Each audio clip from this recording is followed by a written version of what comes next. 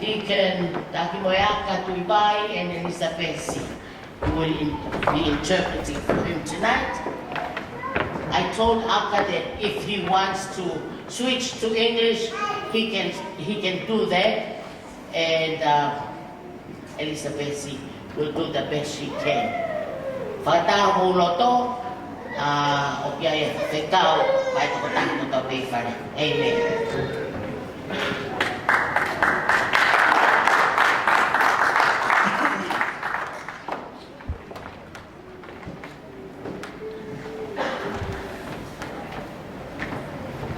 Whawhetai ke eki.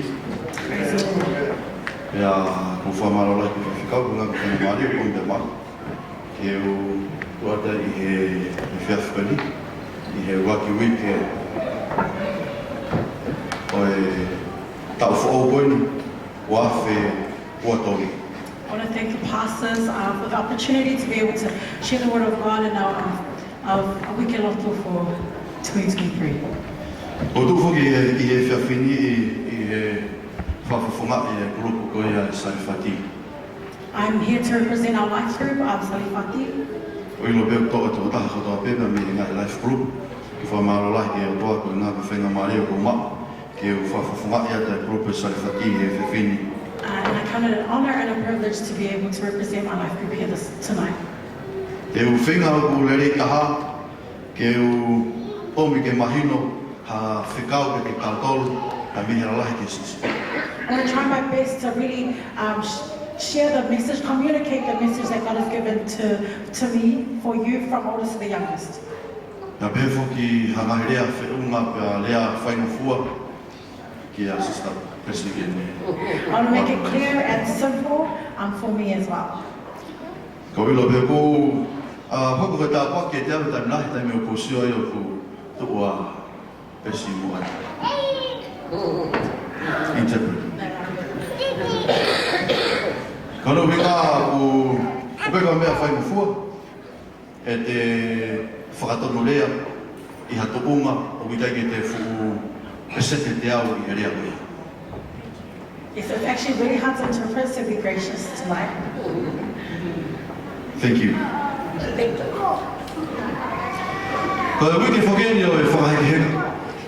This is the week that we set sail.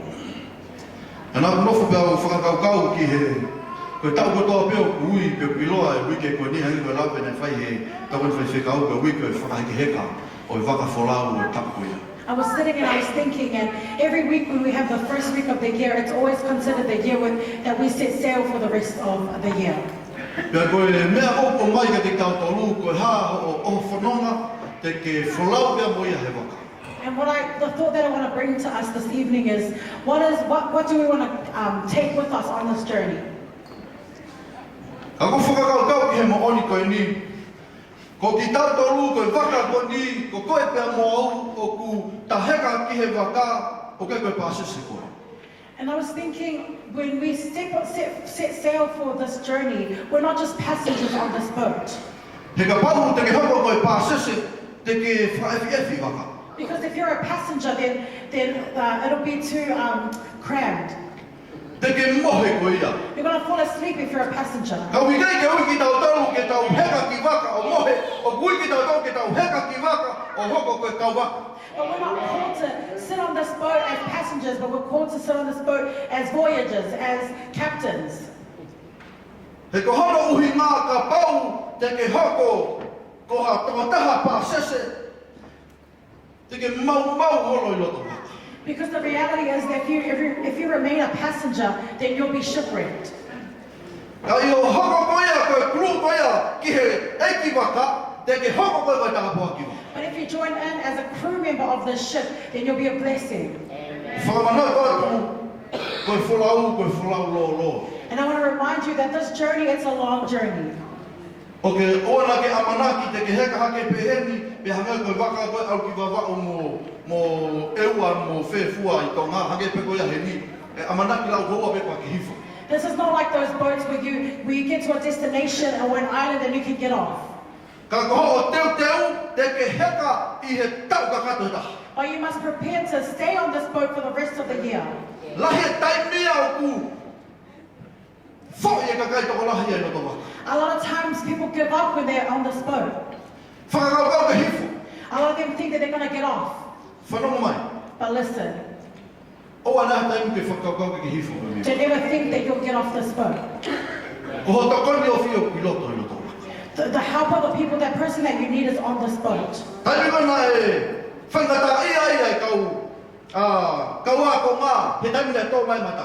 When the disciples were panicking and were worried when the storm had come, they were looking around and they didn't know who to turn to. But Jesus was there sleeping on the boat. I haven't even started preaching yet. I just want to bring us a thought this evening. Don't think that you're just here for the first week of the year. But come prepared, because this is our journey. This is the beginning of our journey for 2020. Be ready, because there will be storms. Be ready, because you'll be tossed and turned. Be ready, because you're going to have to rescue some people. You're going to have to rescue some people. Pick up some children that are struggling in this boat. And that's why we're not called to just be passengers. Amen.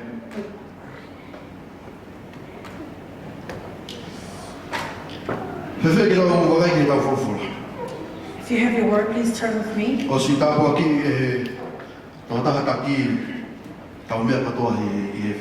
Everything tonight has already been blessed.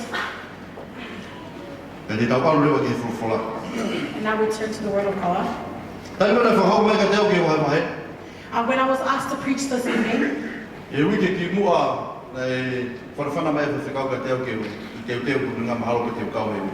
the week before, I was asked to speak by our pastor.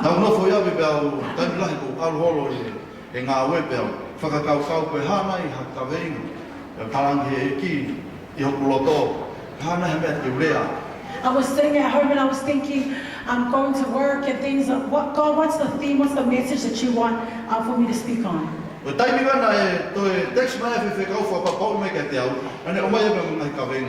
when the pastor messaged me and confirmed that I will be speaking this week, and she sent me the theme for this week.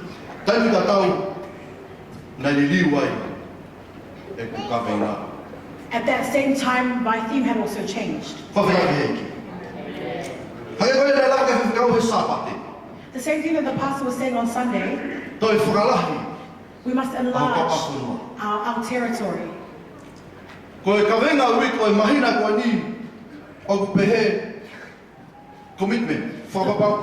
The theme for this month is commitment. Commitment. It's your commitment with God.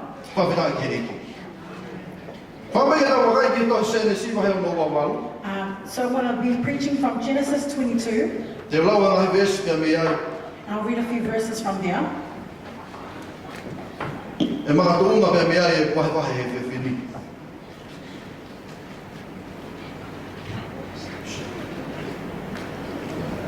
Hallelujah.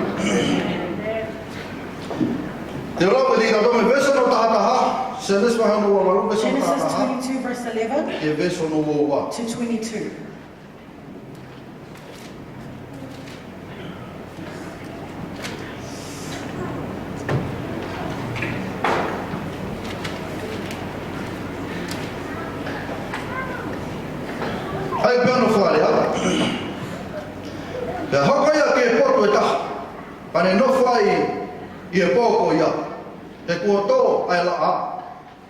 Ane tau ai ngahi maka o e potu ko ia kene oluma aku. Ane kakato i he potu ko ia o mohe. Pea misi a pea wakai ko whakatu hatu unga ke funga kere kere. Pea tau hake hono potu ki he langi. Pea wakai na whi arupaki hake mo foki, mo hifo ia i hakau angelo ai otua. Pea wakaina e awhio a Sihova mei olunga. Iai, pea pehe e ia, ko au ko Sihova. ko otua o e palahame, ko ho tamai. Pea ko otua o ai sake, ko e whanua ku ke tokato ai ke fuakia ke te koe mo ho hako. Pea ta tau ho hako mo efu o e kere kere. Pea teke mawhala koe ki e lulunga mo e hahake, pea ki e toke lau mo e tonga. Pea e munu ia i te koe mo ho hako ai ngahi whahinga kotoa pe o mamani. Pea wakai o kou i te koe, pea te tauhi koe. I ho whanunga kotoa pe. Pea te tau omi koe ke whanuani. Ko uhi e ikai te usiaki koe. Ka te whai aia kotoa, aia kou rea aki ki a te koe. Pea ahake a se kope me he ene mo he. Pea pehe e ia, koe mo oni o pihene a Sihova. Pana ikai te ilo ia. Pana mana wahe ia o ne pehe. Oku whakamana wahe ai potu. O ikai ko hapotu kehi eni. Ka koe whare o e otua. Pea ko eni ai matapa o langi. Whawhina i he e ki. Wesana tawa lu. Pea to'u hengi hake a se kope. Ka ne to'u mai ai maka na ane olunga a ki. Pea ne to'u ia ke pou, koe pou. Pea ni ringi e ia e lolo ki ai. Ka ne ui ai hingoa o e potu ko ia ko pete. Ka ko hono hingoa o e potu ko ia ko lusa. E whaia e se kope e fuakawa o pehe. Ka pau e ia te awa e otua. Ka ne tauhi au i he halani o kou aluai. Ka ne fuaki ki a te au a eku mea kai. Me ngahi kofu ke uai. Ko uhi ke utoi hoko ki he whare o eku tamai. I he whia maari e pehe. Te otua aki a Sihova. Wesono o wā. Pea koe makani aia ko tō, koe pou. E hoko ia koe whare o e otua. Pea i he mea kotoa pe.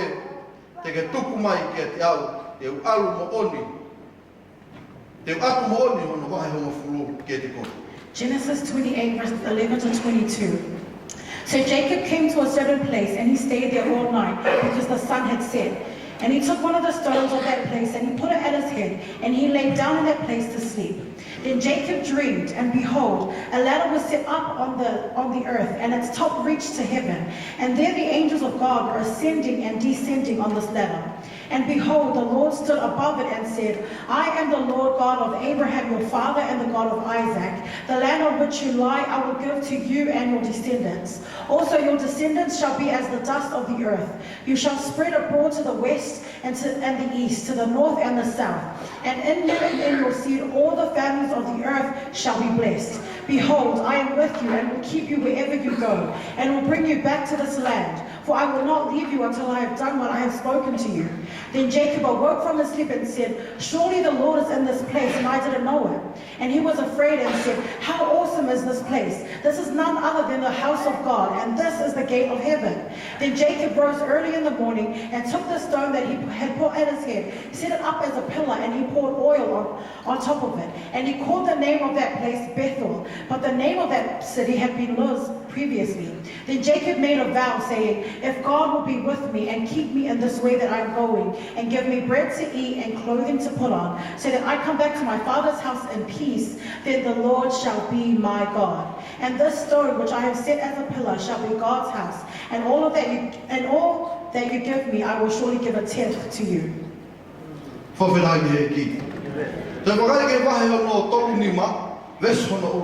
if you go to chapter 35, verse 1.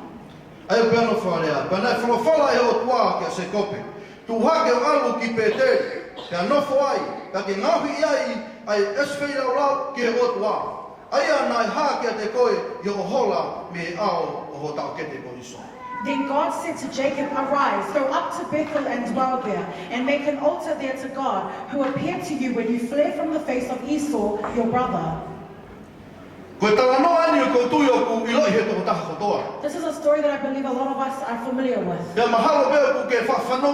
And maybe we've all heard of it. We've often heard it preached. But I want to bring this thought with us tonight.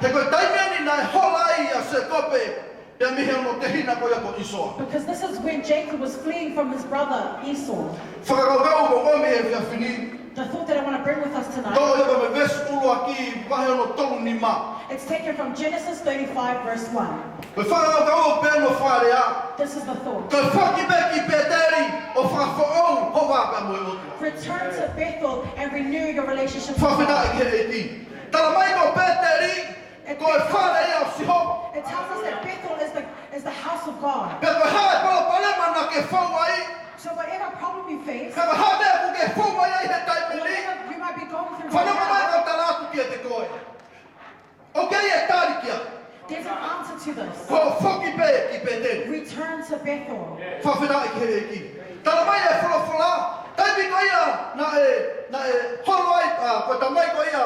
Ko mure ko tamai ko ia o se ko pepa mo Isoa ko Isaac. The father of Jacob and Esau was Isaac. Taimi ko ne alu ke motu a mea Isaac e. And when Isaac was getting old, Ui lewa e Isaac e ono whalahi ko Isaac Isoa. called his oldest son Esau. Tala me Isaac e ki Isoa. Alu o turi mai hamon man. And Isaac said to Esau, go and get me a bull. He ko Isoa ko tangata turi manui. Because Esau was a hunter. Ko se ko pe ko tangata pe na no fua. And Jacob, he stayed in the house. Tala me lewa e Isaac e kia Isoa. Alu o turi mai hamon manu pa ke hau ngai ake mea kaile rei ke teo. And then Isaac told Esau to go and get him an offering and to prepare him food. Tala mai ne whanau ke e whae. And then it says that the wife had heard this. Hau e whae pa ne talang e a kia se kope. And the mother came and she told Jacob, O ko whanau atu ki he o tamai. I heard that your O ko ne father, talang e a kia Isoa. I heard Ke that, ne ngahi mai ha mea kaile lei. I heard your father tell Esau to go and prepare him a feast Ke oange ke ne oange kia te ia e tāpoki. so that he can give him his blessing. Kau tō ki whawhoki koi ki mua. And Ke if I, mahino ka te tātou. if I can take you back to the beginning, it'll make sense. Ko taimi kona e whaita mai ai ki naua. When they were both born, Ko eo maa hangai. they were twins. Tala mai ne hanga kuna wheke ke i loto e mana mai whae. And it says that in the womb they were fighting. Pa ne hawai e whae o ne talange ke sihoka ko hakuna pehea i loto i mana. And the mother came to God and said, God, why are they fighting like this? Talange rewa e otua ki he whae koi. And God said to the woman, Ko eo maa hanganga. Tēnā hoko koe pure angara lahi e ua. the twins are going to be fathers of great nations. Ka ko ebi e pauia ke tauhi he lahi ai sisi. But this is the thing, the oldest will definitely rule over the second. Whanau le re. Serve. Ko pauia ke tauhi he lahi e Isoa. A se kope. The oldest will serve their youngest, Jacob. Whanau ki naua. So when they were born, Ha mai ke taimi kuna la. there came a time when they grew up and they were older. Awa Isoa turi manu. And Esau was a hunter, Whoki mai kone si vai vaia. and he came back and Isaac was old. Moha te kuki. Moha te whimea kai a. And Isaac was tired, and Jacob was making food. Praise the Lord. Hawa Isoa ne talangi.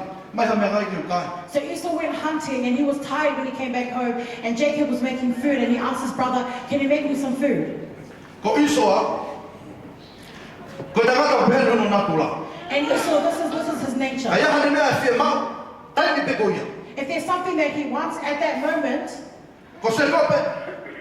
but Jacob, Ko tangata ene te ki atamai le reia. Jacob, he thought more. He was smarter. Ko taimi mana na whewhauhia i he mōni ko ni patanga lewa se kope. Koini, te kai te wata mea kai ke te koe ka orewa kuki whakatau mai ke te au e kolo a au kolo. And then this time when Esau was really hungry, Jacob told him, if I'll only give you food if you sell me your birthright. Sai te kai ke ta wā wea ki he tala noa tala mai, nai au ai tā pua ki ia ki a se kope ko sisi. Before we get to the story, we know that that Isaac gave his blessing to the youngest, Jacob. Ko tūkura wea te wataha ko tā peta mai, nai awe he whaunga kā. And obviously we understand that he deceived his dad. Alo a Isoa ia kuni man, Esau went and hunted ke ngahi mea kai ke te tamai, and made food for his father. hau e whaeo tarange ki a se kope, But the mother came and told Jacob, hau ko ke te ngahi mea kai lelei, you come here, I'll make the ka te food. awe au koe ki he tamai, And then I'll send you to your ke ne father. ate tā pua ki ke And te then so koe. that your father can give you his blessing. Ko whi ome whakakau koe ni, ka poti ke whatonga me aua, taimi ne whanawai ki na ua, talamai na ha, na talange he o toa ko pau ki ha, tau hi he la hea sisi, There are two things that are important. In the beginning, when they were born, God told the mother that the youngest will serve the oldest. The oldest will serve the youngest, sorry. Porque taimi ko ia, nana alagai kena, ona futanga tata lamai na toi whakatau, ake tonga mea kai, ai koloa lahi ke sisi. And then it says that when they grew older, the youngest gave the oldest sold his birthright for food. Pea mamangi hona whaki to ia, o tāpua ki talamai na ha, whetongi ia. And so when it came for Isaac to give his blessing, it says that the two switched. Whanonga mai, o te ke fwoi he tau ki eki. Don't give up on serving God. Hallelujah. O kai e taimi, o whahara toa whangata hanga hi mea, hanga mata kong ke sio e tangata, a kune whangata ke ha, whangara toi ne palo. There'll be things that might happen that might look, that might feel bad at the time, but the journey will show that it's been God's grace all along. Whawhirai ke eki. E awa ke atuunga, itai a isoa, pea whekau he o matua se kope ke alu ki he whitukuna ne mana. And obviously it came to a time where Esau was mad and he was angry, and so Isaac told Jacob to flee. Ko taimi ko na e, hola ia se kope. And when Jacob fled, Talamai na ne alatu pa ne hela ia. and said that he went and through his journey he was tired, Pea ne malolo i he potu. and he had to rest in this place. Talamai ko taimi ko na e, malolo ai pa ko alu ke pouri pea toa po. And it said that while Jacob was resting and he got late and he started to Na ne dream, toa mai ngai maka pa ne olunga kia. he started to fall asleep and he got a stone and he laid his head on O it. lo tonga ne maa mohe, And while he was sleeping, na sio ia ki he fustepu alu ki hela. he saw this ladder that reached to heaven, Fe alu ake e kau alu. and the angels were ascending and descending on it. Taimi ko na e aha ke whanau nawa tala noa ka tau, alu ke tau puni ka tau osu. And when Jacob had awoken, Taimi ko ia, na sio ai ki hewe. Taimi ko na aha ke ia se kope. when Jacob had awoken and Nā ne remembered, pehe, he said, o kai ko hapofu ke he. "This is not just any place. Whawhenai ki he eki. Ko e potu ko e ni ko e whare ni o siho. This place is the place of God." Whawhenai ki he eki. Pea ne uia ko pete. And he called it Bethel. Pea ne whaia e whapapau ko ni ta moe. And this is when he made his commitment to God. Talane se kope. Ka pau te ke awe au, whakahawhi au. God, if you go with me and you rescue me, O mai mea kai ke o kai. if you feed me Mai mai ke win. and you give me water to drink, E ke toka ngai au. if you take care of me E a whakawhake au ke wheke poto ku tamai. and you return me to my father's Ke tau home, hui koe. I will serve you, Pea koe koroa ko toa peo. Ki hoku ni maa pe teo mau te wahe mo fulu ia. and all of my possessions I will give you a tenth of it. Whanau le lei he whiawhi koe. Listen to me. Ke taimi mai awa ia a se kope. When Jacob had left, Na whaita tonu e o tua. Ke na whapapau na whaima mo se kope. God was faithful to Jacob in every step of his journey. Aro au ki ha taimi. It got to a time Kamata ke tukutuku atu. Kamata ke hangeku. Kamata ke ngalo ia se kope. Ai ne whapapau na whaima mo we began to see that Jacob was starting to forget this commitment that he made to God. Whawhenai ki he eki. Me ka wenga e whiawhi koe ni te whoki peki pete. But my theme for tonight is return to Whawhenai Bethel. ki he eki. Ko taimi mai na awa ia se kope. And when Jacob had left, Awa se kope pe hau ke hatu unga. Tala mai na e talangi he te kau tangata. Ko iso ana ku hau. Jacob got to a point where when he was journeying back that people were telling him that your brother is coming for you. Hau pa mene kau tangata ku lau iau. And he's coming with many men. Mea na nofe whakakau a se kope. And in Jacob's mind, he was thinking, Koe mate, koe pau. I'm definitely going to die. He's going to kill me. He nai whui tawa hea pito. Because of course his brother was so angry with him. Pero taimi koe na whetau lakia. But when Jacob and Esau came face to face, Na li riu he o tua e mea na ia tamai se kope. God had changed Esau's mind. Pea koe ne rea na whai o tua ke se kope. And this is what God said to Jacob. Whoki ki pete. Return to Bethel. Langa e swhi lau lau. Build an altar. Whawha o ko wama. And renew the relationship with me. Tala mai mene whanau na whaina tona kopi. Whakaosi osi. It says that all of Jacob's children, they turned away and they were evil and wicked. Ngā mai ia se kope. Ai mea na ne whai ki he o. Jacob had forgotten his commitment that he made with God. Sia se aha koe ni. Church Ka tonight, whakamanata ke. I want to remind you, Koe wafe ua tolu e. this is 2023. Hallelujah. Ko pau ke whakapapau ko whakapapau. You must make sure keep your commitment to God. Mahao pere I he tau ko osi ne ngā homo e whakapapau. Hange hafo skulu. Maybe last year that commitment was shaken. Whanonga mai, ko koe pete ke ave ko e, ko pete o ave. But listen to me. He kai hanga ho o tu, Focus on o yourself. ave aka, he kai hanga e aka o ave koe, ko koe te ke ave koe, ko te ave au. No one else can take you to heaven, only you. Hallelujah! Ka ku fia mau ke hanga whakapapaui, ko mo uike e ki ko pau ke ho whakapapau. Pe mo otu. You must make sure your commitment with God. Ke langa pepe ka whakapapau pe mo otua. O pange pe hono whakapapaui. If you don't have a relationship with God, it's like someone walking in Kai te darkness. ke ino po fe fe tu te ke You anga. don't know where you're going. He koe otua o tatau kai ko otua ia ku whakapapau. Because the God that we Ko serve is otua the ia God ku that's tau certain. ki te palomis. It is God who is always Whawhina i faithful. he eki. Keina palomesa o tō kai ke tō ni liu. The promises of God O are ku unchangeable. o ku hallelujah, be amen. It's yes and amen. Hallelujah. Whanau mai te ke ni liu koe, pe ni liu ho whanau, ni liu o tangata ko tō pe, e ho whakakau kau. Even your thinking might change. Palomesa o tō hei But kai God's ke. promises will never change. Hallelujah. Poi ni uraki. My first point for tonight. Ke whafo o whapapau, ko pau ke hanga tukuange ai tori. In order to renew your commitment with God, you must let go of all your idols. Whawhina i he eki. Amen.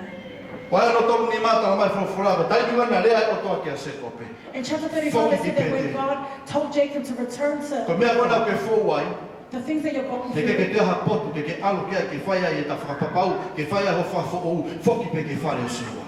there's nowhere else that you can go to renew this relationship. Just return back to the altar of God. Whawhina i ke eki. Talanga rewa, tala mai whawhora, talanga rewa se kope ke ne kau tangata. It says that Jacob told his people and the people that followed him, Omi kotoa, ai ngahi, ai tori kotoa pio pio. bring all the idols that you serve, Omi kotoa ai tori. bring it all. Tala mai na nau ha.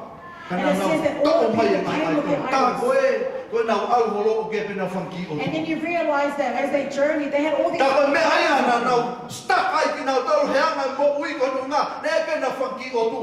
This is why the people were stuck, was because they had all these different gods. Whanongo mai, o ke pe mea ke o tua ka poti ki hana ko whakatoko ngā.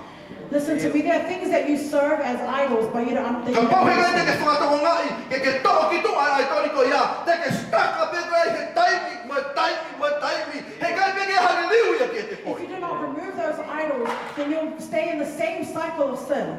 Pe pauhega te koe ke toko ai tori. You must remove these idols from your life. Ko koe peo ke i roi koe. You know you. Hawhina i ke eki. Wawhe wa tonu, whapapau i o whapapau. In 2023, make certain your Ka whoki commitment pe to ki God. pe te, Return to whoki pe faith. ke whare sinoma, Return to your old whako o whapapau. Renew your commitment with Kai God. malawa ne whako o i So o that ha, He's able to renew your wake life. ai tori o ke pikitai e. Let go of the idols. Ona ki ai ha mea in ke your whamu life. o mua i e otua. Don't let anything come before your relationship with God. Hawhina i ke eki. O ni ono ua. Second Awe osu. point, O ke kai e tori niwe palo mesia e. God's promises, they don't change. Ka pau ke whato ngai e talanoa, me kamata anga.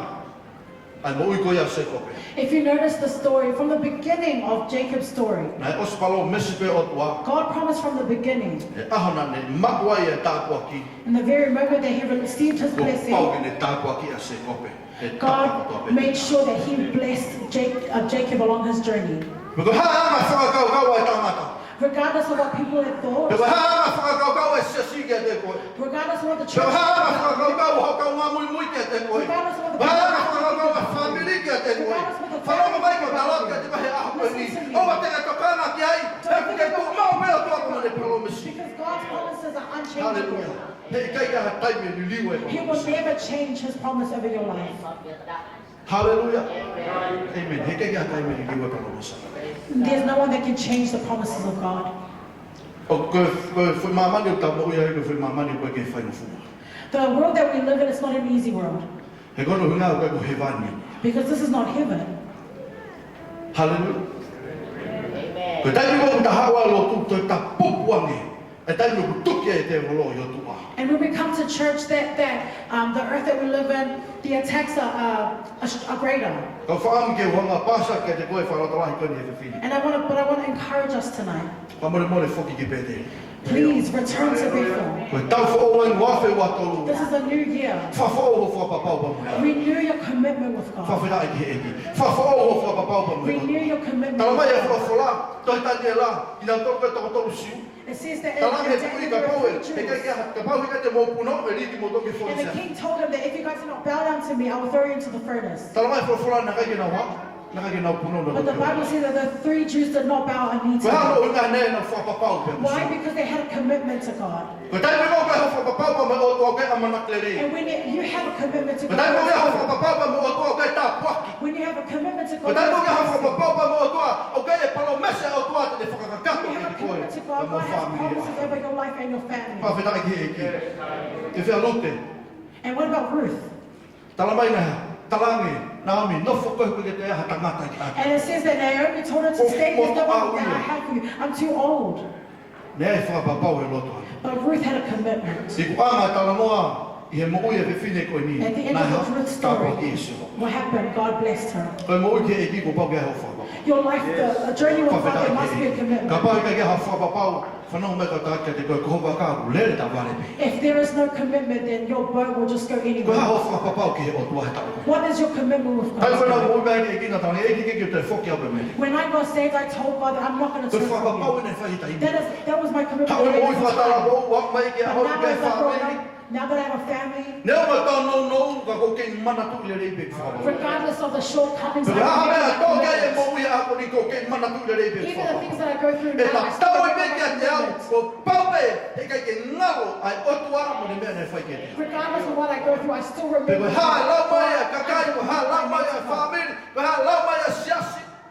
Te kei tū mau pe ke ku whakapapau. Regardless of what life throws me, I still remember my commitment to God. Whoke ka Palestine toko lahi a honi. A lot of Christians have turned back to Koe Him ngā pe koe ngā loko whakapapau. because they have forgotten their commitment they made to God. Whawhita ki e o tua. Ke whaoska di tau tōne e whiwhini. In closing, O whewhenai ho whakapapau. how is your commitment with God? O whewhenai ho tuku pā, o whai ke o tua. How is your relationship with God? Nā koe tuku pā pe he pongpongi pēr, o se he whiawhi. Maybe it's the kind of relationship that starts in the morning but ends at night. Nā koe tuku pā pe he kamataanga e mahinai, au kau I ua taha koru o mana ke whahauko. Maybe it's a kind of commitment that only lasts a month Pea during osi the pēti kai fast, ke osi ua taha. and then it ends and the 21-day fast hasn't ended. Whawhita i ke ki. Ko tūku ki mahino ke toko taha kotoa pē. I'm sure you understand A e te whakapapau. your own commitment with Me God. ko e te tuku pā. Or Koe pau e ke te koe ke set apart ho o mo ui. it's important that you live a life that is set apart. Ke mui ke whinangaro e o tua. That your commitment is to follow Me ko God. whaosia ke te kātore he whiwhini. And that's my concluding Lea message. na whai e sisu. The words that God Ki mua said pēr to awea Jacob ke he kolosi. before, or the words that Jesus said before he tamai. went to the cross. Father, O na tuke whakalaka i pui e te au. let this cup Ka ona pass. whai hoku loto. Ka Don't pau let o this cup pass whinangaro from i me, but if it is your will, tuku ke whai o whinangaro. let your will be done. Whawhita ki he eke. Koe whawapau, koe tuku pā ki he otua, koe te whai ai whinangaro isu. The commitment that you make to God is to surrender your life to His will. Koe whinangaro isu hoa koe ke harai. The will of God is not wrong. Whinangaro isu hoa koe kai ke veiveua ia. The will of God is not double-minded. Whinangaro isu hoa koe kai ke taipau ia. The will of God is not. Koe whinangaro isu hoa koe pau e tāpuaki, The will of God is certain, pe mui e tāpuaki asu vai. and we must follow His will. Whawhita ki he eke. Koe meke mukata ki he oro. Amen. Ahoni, whahe kai waka. Ahono ua. Kai ke rui loe pe hae au ke whauai. Kai ke rui loe pe hae te unga whakapapau ka koe tuku pā pe whai ke eke. Kai ke rui loe pe hae te unga na e tuku pā he tau kōsi. Mahalo pena e vei ua, mahalo pena e hawhe, mahalo pena e konga, mahalo pena e mei, he ilo. Ka kou whakaratola hea ke te kohi e whiawhini. Ki mō pēo pamu ki e whai whekau ke ne whaosi. Hau kai mak tātou le ako. O ku whē nai, ho tuku pā, o ku whai ke he otua. Tā pua kiri koe ho tua ho whamiri, ko tuku pā whai ke ho whamiri. Tapo ke o tua ho business ko tu pa fa ke business. Tapo ke o tua ho fa na ko tu pa fa ke ho fa. Tapo ke o tua a me o ke ho ni ma ko na ko tu pa fa ke me a ko ya. O fe u e fi afiko ni. O ka fe na o tu pa ke tama ku ne au ke ko me ko ya. O fe na. Pia ka pau ko ko ia to ta ke ti lo i hifo o ku rea ka e fo la e ko tua. Tari i o ke te. Hallelujah. Ko le fe kau ke ni. Awesome.